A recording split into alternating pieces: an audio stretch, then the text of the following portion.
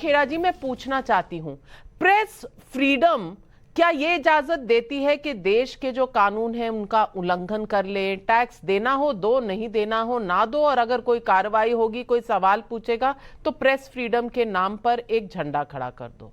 मैं मानती हूं संवेदनशील मुद्दा है किसी भी ऐसी एजेंसी पर सवाल पूछना जो खास करके प्रेस का एक अभिन्न अंग हो। अगर इस बात पर भी नहीं जाते कि कौन किस तरह का नैरेटिव चला रहा है, बावजूद इसके क्या कानून के दायरे में रहने में कोई भी छूट है किसी प्रेस एजेंसी को? सवाल आज सबसे बड़ा यही है। नाविका जी, सबसे पहले तो बहुत अफसोस की बात है कि आज हम जिस समय में रह रहे हैं वहां पे कमल तय कर रहा है कि पत्रकार का कलम क्या लिखेगा। कमल तय करेगा कि पत्रकार का कलम जो स्क्रिप्ट भी तैयार होएगी टीवी के लिए वो क्या लिखी जाएगी। क्या ये प्रेस फ्रीडम है कि कमल तय करे सब कुछ? और प्रेस फ्रीडम को लेके आपको पता है 2021 में भी हम वर्ल्ड में 142 रैंक में थे, 2022 में हम 150वीं रैंक पे है। क्या आपको लगता है कि आज जो हुआ है, 2 दिन से हो रहा है, उसके बाद हमारी रैंक घटेगी कि बढ़ेगी?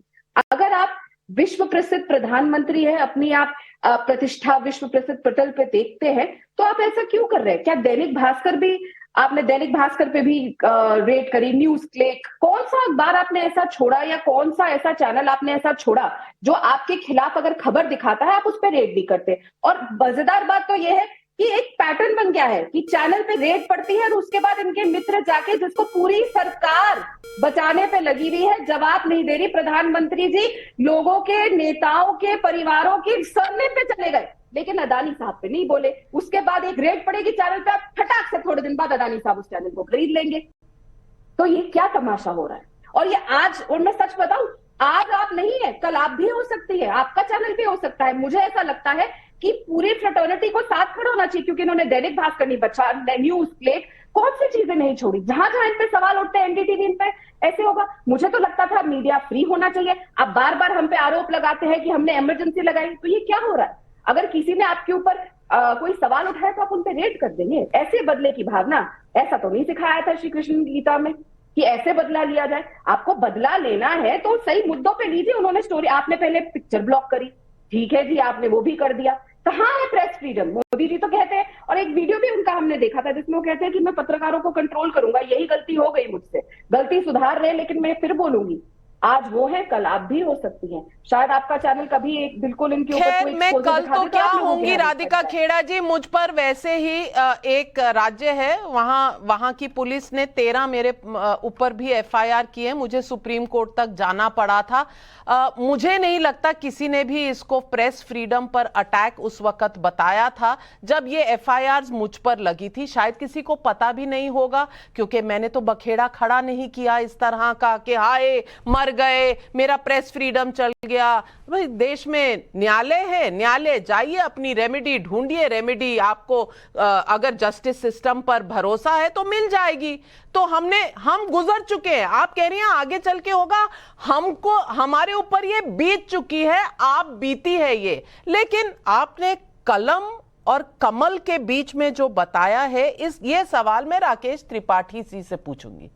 राकेश त्रिपाठी जी, आज कांग्रेस की प्रवक्ता राधिका खेड़ा जी हैं, वो शायद कह रही हैं कि कमल कलम पर भारी हो गई।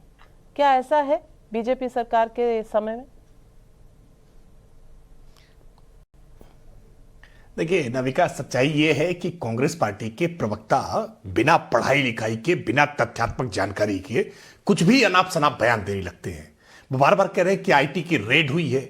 आईटी की रेड नहीं हुई है, आईटी का सर्वे हो रहा है। आईटी का सर्वे क्या होता है, आईटी की रेट क्या होती है, मुझे लगता है शायद कांग्रेस के अंदर इसको लेकर के क्लास दी जानी चाहिए। इनकम टैक्स के कुछ अधिकारियों से इसको पूछेंगे तो पता चल जाएगा उनको।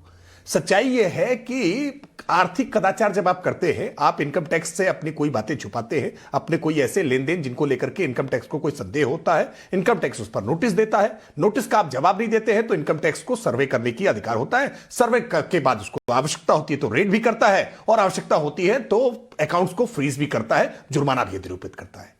इन सारी प्रक्रिया में अपील करने का अवसर भी होता है। जो भी व्यक्ति, पीड़ित व्यक्ति होता है, जिसके विरुद्ध कार्रवाई होती है, वो चाहे तो अपनी पीड़ा को, अपने खिलाफ की गई कार्रवाई को अपीलेट अथॉरिटी में चैलेंज कर सकता है।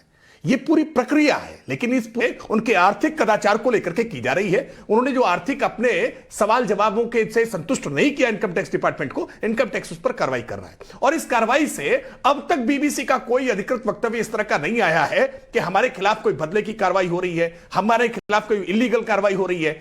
कार्रवाई हो रही है बीबीसी पर, और दर्द हो रहा है आम आदमी पार्टी को, दर्द हो रहा है कांग्रेस पार्टी को, दर्द हो रहा है टीएमसी को, दर्द हो रहा है समाजवादी पार्टी को। यह कौन सा मैकेनिज्म है? अरे भाई, बीबीसी एक बार भी नहीं कह रहा है कि हमारे खिलाफ गलत कार्रवाई हो रही है, क्योंकि बीबीसी ये जानता है कि उसको लगातार जब नोटिस सर्व किए गए हैं और इन नोटिस का उसने जवाब नहीं दिया है। एक बात स्पष्ट कर दूं, इस देश में कोई भी संस्था, वो मीडिया हो, वो खेल जगत से जुड़ा हुआ हो, वो उद्योग जगत से जुड़ा हुआ हो, अगर भारत के संविधान के तहत बने हुए कानून, नियमों या परिनियमों का पालन नहीं कर रहा है तो निश्चित तौर पर उस पर एजेंसियां कठोरता से कार्रवाई करेंगी। और किसी को इस बात की उन्मुक्ति नहीं है कि वो कानून से अपने आप को ऊपर समझे, और यह बात कांग्रेस को भी समझनी होगी। क्या आपने भारतीय जनता पार्टी के खिलाफ या सरकार के खिलाफ कोई वक्तव्य दिया या कोई अपना एजेंडा चलाया है तो आपको उन्मुक्ति हो जाएगी कि कोई आप अपराध कर सकते हैं, वो आर्थिक प्रकृति का हो या क्रिमिनल ऑफेंस हो, और आप कहें कि अब हमारे खिलाफ कार्रवाई नहीं होनी चाहिए, और होगी तो हम कहेंगे कि बदले की कार्रवाई हो रही है।